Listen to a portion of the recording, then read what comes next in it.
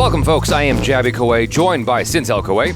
Yeah, what's cracking, baby? We're continuing on with Chernobyl, Episode 3, Open Wide, O Earth. If you're watching this on YouTube, you'll see a cut-down version of our reaction because we're only allowed to show you a limited amount of picture-in-picture. However, if you want to watch the whole thing with us, uncut, uninterrupted, head over to our Patreon page, patreon.com/JabyKoay, where you can watch the whole show with us, but you will need your own HBO Max subscription, so you can open up the show in an adjacent window to our reaction, and it's like you're watching it with two of your favorite pals from the internet. Now, if you're watching this on Patreon already, thanks so much for supporting us here. If you're watching this on YouTube, please hit that subscribe button, bell icon, all notifications, and vote this up to let YouTube know you're enjoying what you're watching. All right, let's jump into this. Here we go. Is it possible that the water has already killed them? Yes. Wow. Dang, he said it matter-of-factly.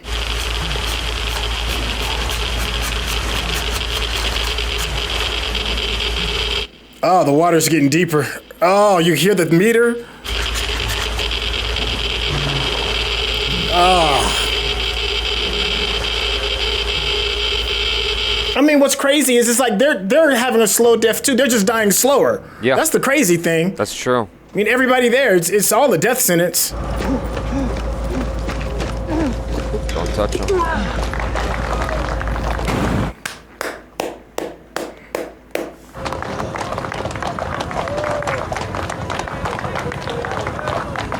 So now what? You know, celebrate them as quick as you can, and I don't know, man. I'd tell him to induce me into a coma or something. I am here to see my husband, Vasily Ignatenko. He's a firefighter from Chernobyl. I know who Ignatenko is, but you can't. I have permission. You can see him for 30 minutes. Not a minute more. And you cannot touch him in any way. Do you understand? Wow. Oh my God. This is fucking like COVID. Goodness. She's contaminated internally, right? She's contaminated anyway.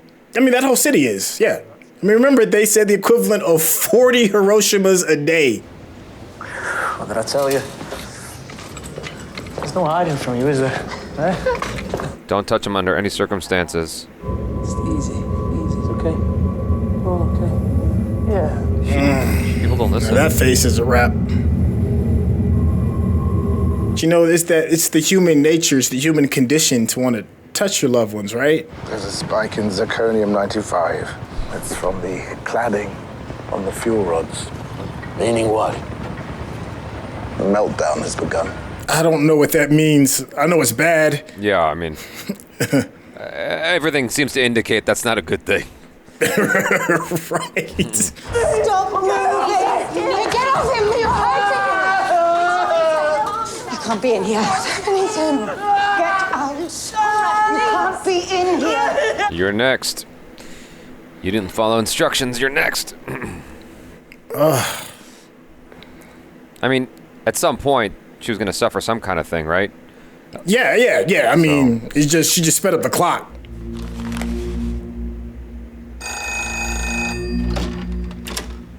Yes. Put him through. I mean, you know, Gorbachev, obviously becomes the next leader of Russia, so this obviously didn't damage his career. I want to know when this will be over. If you mean when will Chernobyl be completely safe, the half-life of plutonium-239 is 24,000 years, so perhaps we should just say not within our lifetimes. I'm not mad at him. I mean, at this point, you almost be looking forward to a bullet, right? Yeah.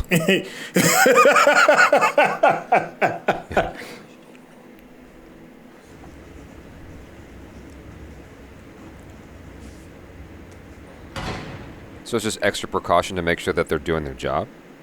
Or keep from saying the wrong thing or talking to the wrong people, leaking the wrong information. I mean, this is like, communist Soviet Union in the 80s. It was a real situation. The Red Scare was a real thing. We need to find out exactly what happened that night. Moment by moment. Decision by decision. Because if we don't find out how this happened, it will happen again. So they've been exposed, but they're not necessarily they can't contaminate someone else. Yeah, I think as far as the don't touch kind of thing, it's for the people that were on ground zero, in the water, all of that, the firemen, they're so irradiated, they are full blown irradiated enough that they can irradiate other people. Radioactive, yeah. Right. So, but everybody else, the people that lived in the city and stuff, it's already destroyed their DNA in the sense that it can't be built back, and then eventually your body just can't keep up in cancer forms. How many men do you have? 45 here. 100 in total. I need all 100 men to gather their equipment and get on the trucks. To where? That's classified. Kill as many as you can. Whoever's left, they'll beat the living piss out of each of you. You can't talk to us like that. Shut the fuck up. You're going to Chernobyl. We dig up coal, not bodies. The reactor fuel is going to sink into the ground and poison the water from Kiev to the Black Sea. Jesus. Jesus. How are we supposed to do that? They didn't tell me because I don't need to know. Do you need to know, or have you heard enough? This sucks, dude. That's basically a death sentence for all of them. Yeah, but if you love your home, that's an interesting ask. Yeah, I mean, goodness. Now you look like the Minister of Coal. I wonder why they're treating him like shit. Well, because he's not really one of them until that moment. I guess he kind of deserved it with the way he was asking, but he's just like following orders himself. Yeah, but I mean, they came with the soldiers and the guns drawn. I told you no touching. It's not safe. They touch you. It's safe for them, it's safe for me. Love makes you do stupid ass things, man. Yeah. I'm a victim of doing dumb stuff for love.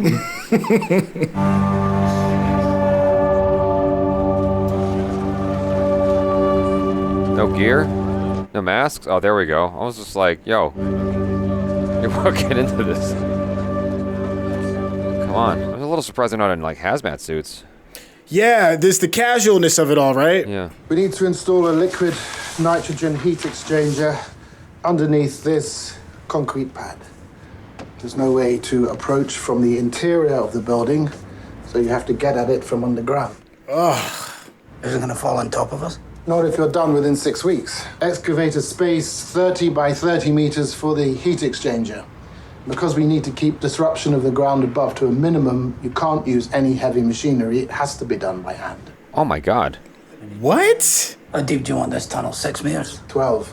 At that depth, you'll be shielded from much of the radiation. The entrance to the tunnel won't be 12 meters below ground. And we're not 12 meters below ground now. God, spitting facts. Yeah. Yeah. We have some equipment here on site. More will arrive by midnight. And look at the way he's sizing them up and measuring this man. I don't want my men here one more second than they need to be. If these worked, you'd be wearing them. I'd like that guy, though. Yeah, no bullshit. Yeah. I mean, when you're a miner, you're shaking hands with the devil every day, so I guess it just sort of changes your attitude about life.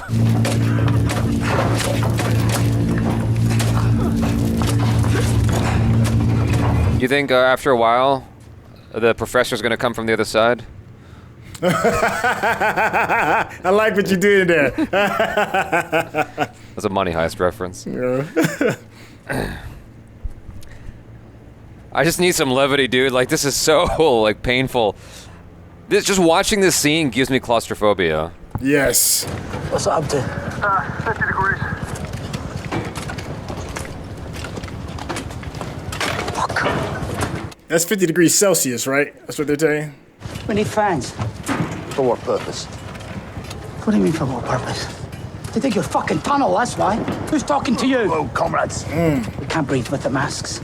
It's like a fucking oven. We need ventilation. Fans will put dust in the air. The dust will go in your lungs. I've been breathing dust in my lungs for 20 years. What is that in Fahrenheit? That's hot. That's got to be close to like 100 degrees is what I'm guessing. What is 50 degrees Celsius in Fahrenheit?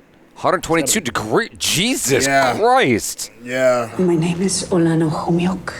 I'm a nuclear physicist with the Chernobyl Commission.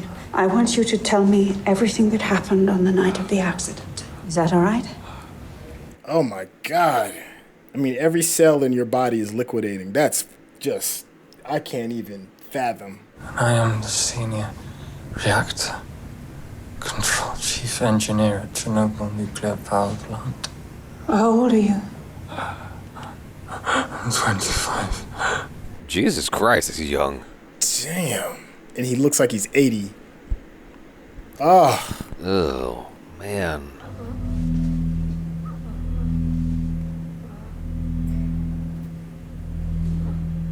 I mean, if there was no volume, and you were just looking at just the imagery of this show, you would think this was a horror movie. Right. It's nighttime now. I think I dream. She's gone. We're gonna have a baby. Oh no. Oh yeah, it's a wrap for that child. I don't even know. Like, this woman is just not hearing what's being told to her. She doesn't understand it. She just doesn't get it. I'm sorry to bother you, Deputy Minister, but it's the miners. Is he naked? Yep. Dang. Just that hot, huh? That makes sense. Wow. I guess you just got no choice. We can give us fans. It's too hot for clothes. So we're digging the old way. This is where our fathers mined. We're still wearing the fucking hats.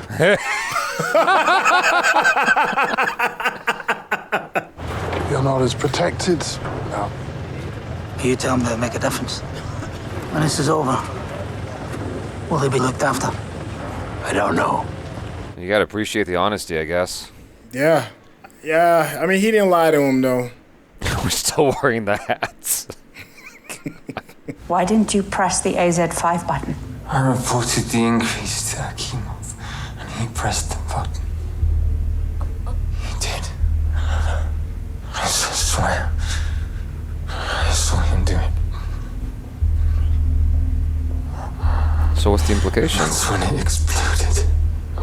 Oh, man. Oh, God. Oh. So I'm saying, like, just induce a coma on me. Let me say goodbye and then just put me to sleep. So he hit the emergency shutdown button and the whole thing exploded, is what he said. Yeah. That's pretty much what I got from it. Why would that happen? I shut it down. I pressed SF5. This doesn't make any sense. I did everything right. I did everything right.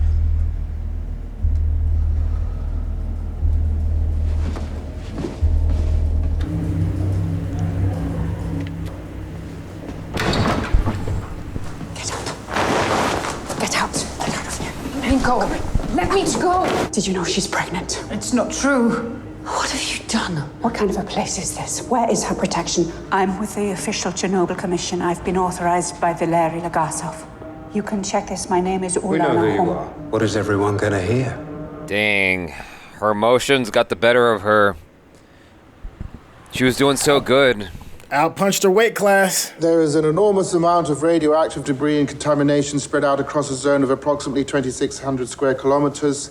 This entire region must be completely evacuated. We must go to every town, every village to ensure this. All animals still surviving within the zone, whether domesticated or wild, must be presumed contaminated and will have to be destroyed to prevent the spread of radiation and disease.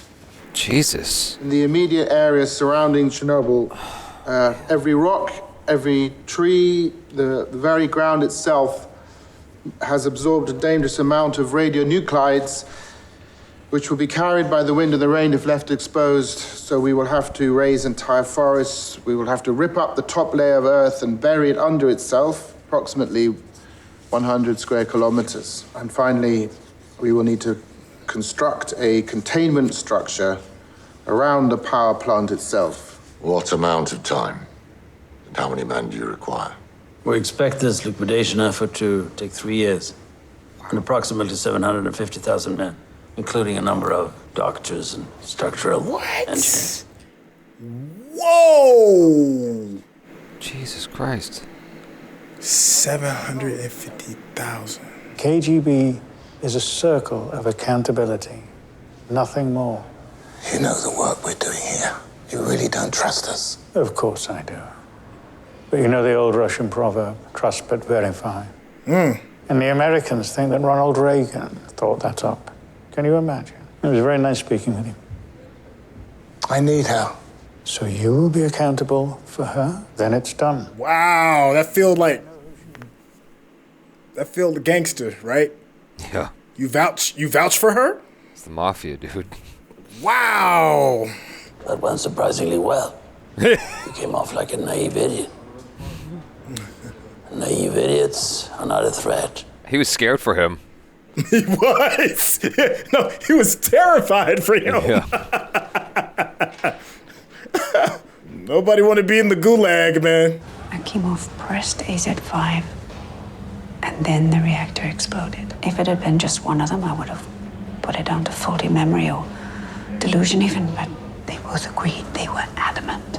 Do you think it's possible? It's a detonation. We have to pursue every possibility, no matter how unlikely. I'll go back to the hospital and re-interview Akimov and Totonov. So was it like neglect, foul play? I'm guessing foul play. They're not.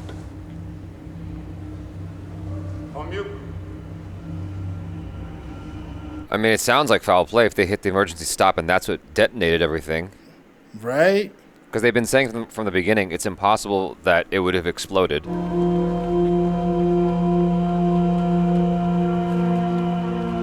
Can you imagine, like, you're like, this is not even that close to me.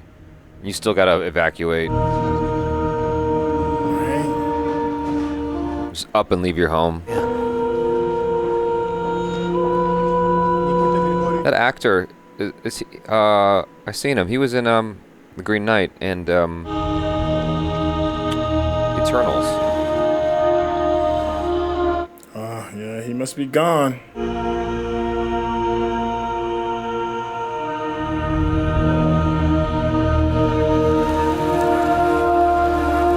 Wow, they gotta seal the coffin like that? I guess it's just considered contaminated. They don't want anybody messing with it.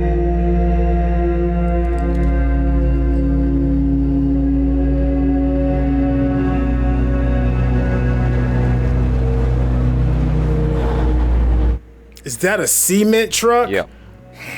I think now it's starting to sink in how dangerous it is. She looks like she's having an aha moment. And it's way too late.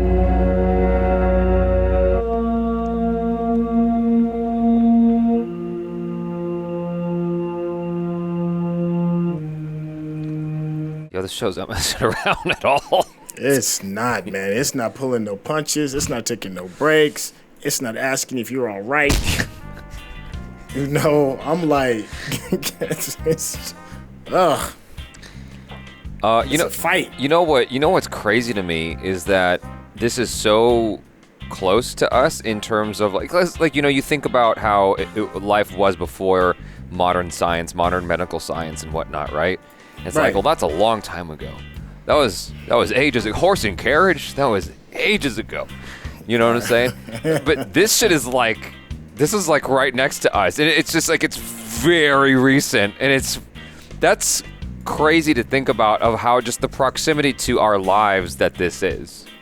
Yeah. You know, because this was what 30-something years ago. Yeah. That's it. That's nothing. Yeah. That's nothing. You know what I'm saying? Our lifetime, recently, very recently. Very recently, that we were just figuring this out, like that things could go this bad. Yeah. That's crazy to me. Because, you know, when you're a kid growing up, you're like, oh, you know, grown-ups, they got it all figured out. No. Not even a little bit. No. And there was that scene between the two scientists, and he's pretty much saying that. He's like, well, I think that, you know, this decision may work, or maybe I've just sent all those men to their deaths. Right. And she was like, they asked her percentage, and she was like, maybe a 40% chance that it'll work. You know, they had a small, like, you know, dark moment where he's like, why can't we get it to 50%? Like, that's how much doubt that they have. And these are the professionals. Right. You know, they're like, you know, what do you do? It's just that bleak. It makes me wonder how like, you know, when Trump was in office, you were hearing all kinds of weird stuff, like people saying you have no idea how close we've come to the end of the world, just a handful of times. Yeah. You know, when Trump was in office, like threatening to push the button. Yeah. When you're responsible for that level of discreetness regarding horrible things, like there's a reason why, like they always have that thing, like with presidents, the way they look before they start, just before they sign, and they have that picture of them of how they look after. Yeah. And it's visually different, like it's really big, and it's because of the stress of dealing with the stuff that the boogeyman in the night that we don't really want to know about, and the problems that we just happened to just luckily get by without the world exploding. It's just... Right. Well, Trump looks exactly the same. He was golfing. Well, he was pretty much indifferent. He's like, I'm just messing. For those of you who are Trump supporters, I'm just messing around. But yeah, like that's the thing. That was my biggest takeaway watching this episode, because, like you said, like you have these. I mean, presumably there were probably more people in the think tank of how do we solve this, because it's just easier narratively to follow fewer individuals, right? That's very true. Like, I don't know how much this parallels real life, like what actually went down. Presumably there's a lot of fine detail being expressed here that it speaks to like it accurately. But I'd like to think that there was more than just the two of them, because like when she got taken, I'm like, yo, that's one of your brains here being taken out of play. Like you need both of them, because they're the only reason why everyone didn't die from this situation. And it's crazy to me, like off of what you're saying, that it's really come down to these two folks to save everybody. Like 50 million people. That's nuts. Yeah, and think about it, like she had to fight to get there. Like she wasn't even invited to the party. Like she had to sneak over and kind of be involved with it. If not, it would have been all on him, on the other scientists. And he obviously, he had his moment in that cell where he was like, I don't want to do this anymore. He's like, I'm breaking. How can you not break? Like that's the interesting dichotomy between him and the politician dude. Like the politician, this is his wheelhouse. He knows the manipulation of people and the whims of what people want and all that. That's what he does. Yeah. He's a career politician. Yeah. But this poor scientist, that's not what he does. He's not built for this. The lying, the dealing with the bureaucracy. This dude does mathematics and equations. That's his thing. The numbers are the truth. And you put him in an impossible position to do humanitarian stuff that obviously he doesn't understand. How could you? That's not what he does. Right. That just sucks. Yeah. Yeah.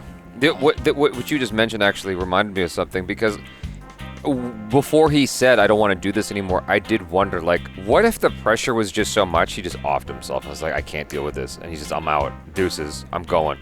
Like remember how the series started? That's right. That's true.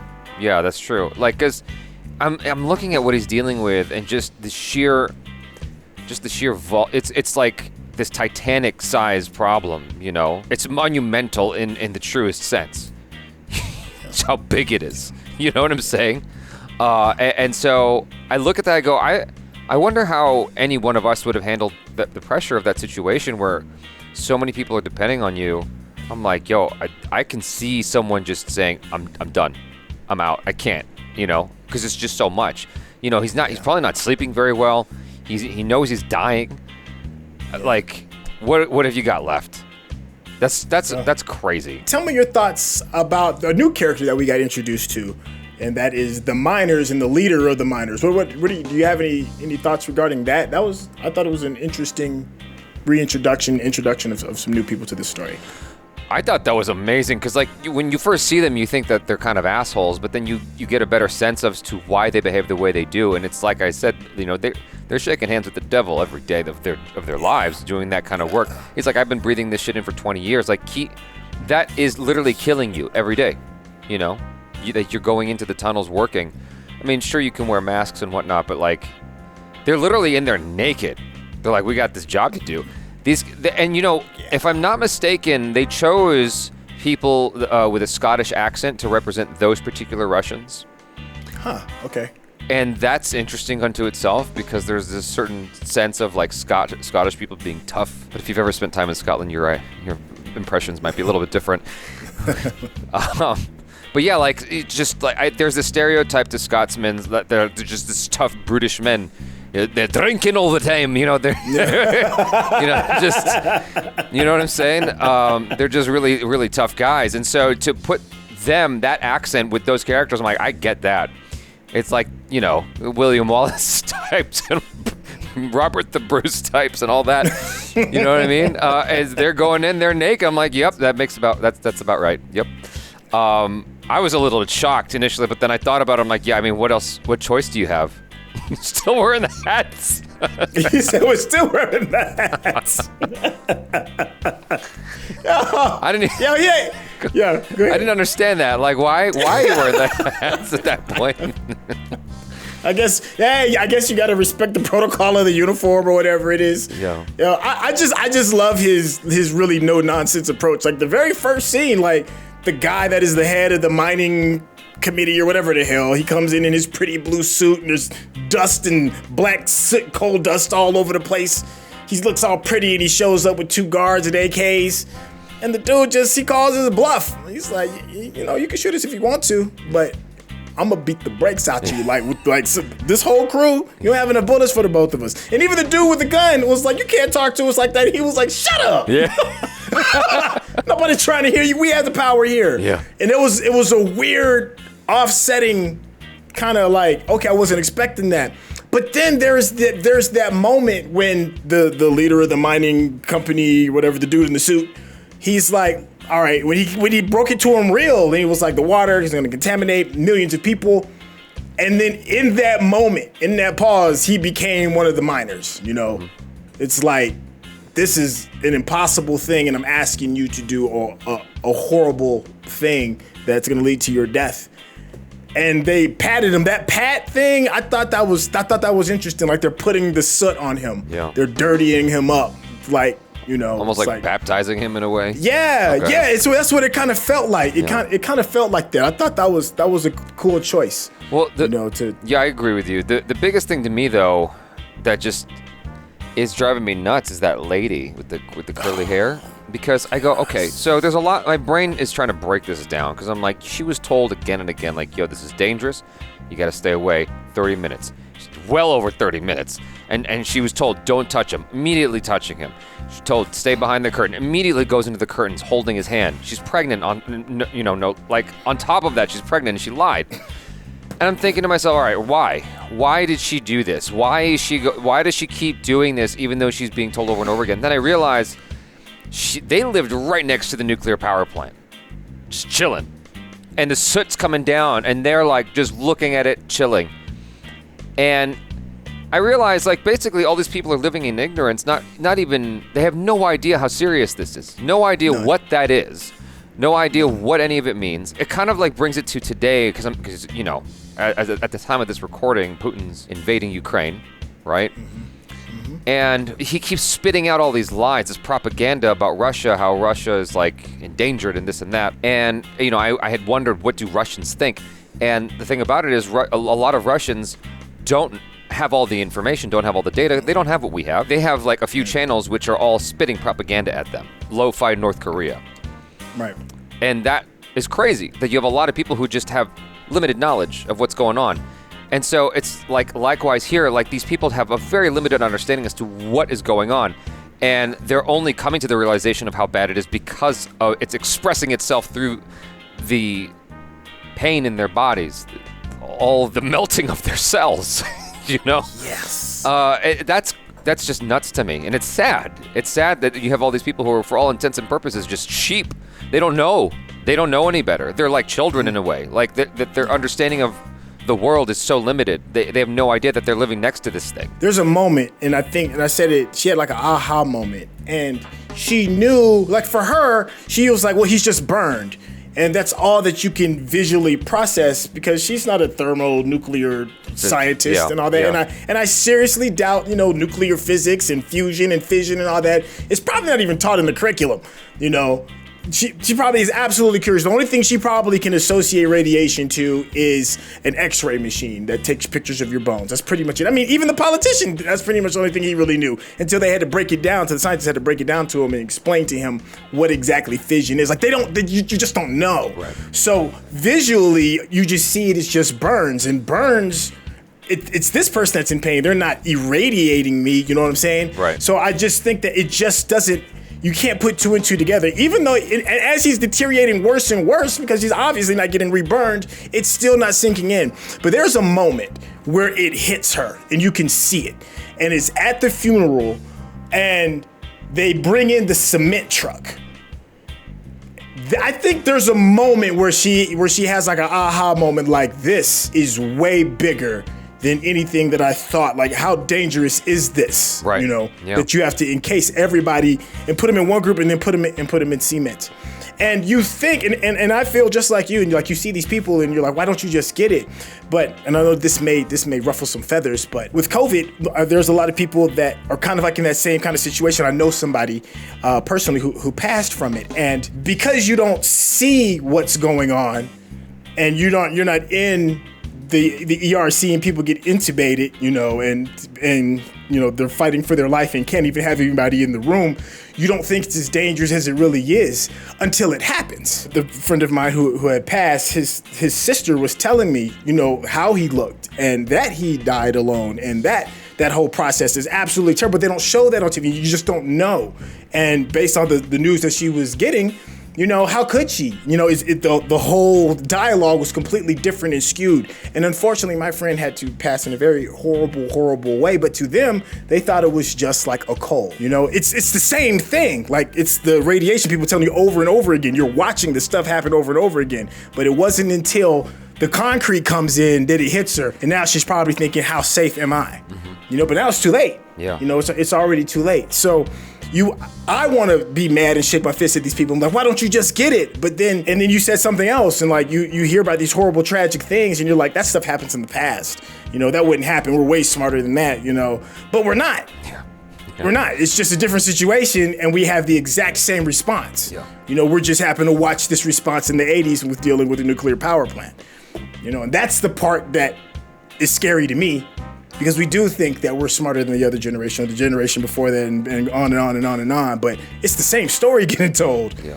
It's just new characters in it, and that's the part that's scary. It wasn't that long ago that we, you know, were sending people into space in rattly fucking cages. Yeah. You know, it wasn't that long before that we were still on horse and carriage. You know.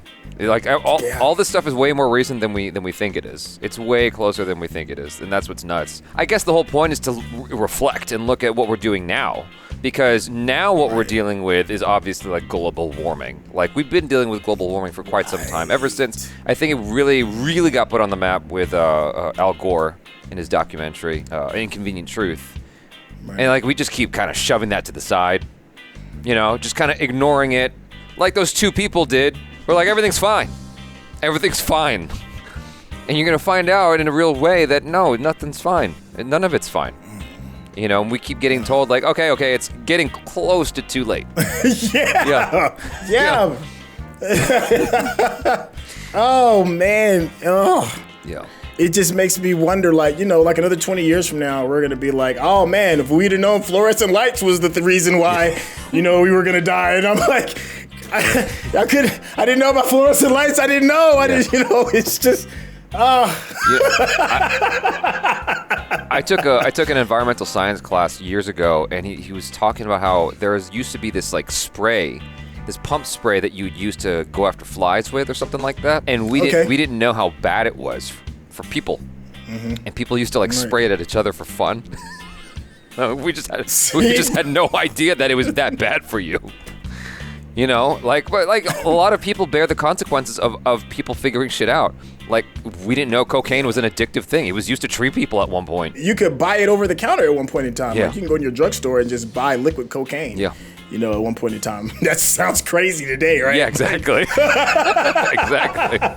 Exactly. But anyway, we could keep talking, but we'll close this out. You guys, thanks so much for joining us for this. Hopefully, this has been an interesting experience. I can't say it was fun, but I can say it was interesting. So let us know your feelings in the comments below. Subscribe if you haven't already. Bell icon, all notifications, and vote this up, please. I'm Jaby Koay. This is... Hey, it's your boy SYNTELL. Peace out.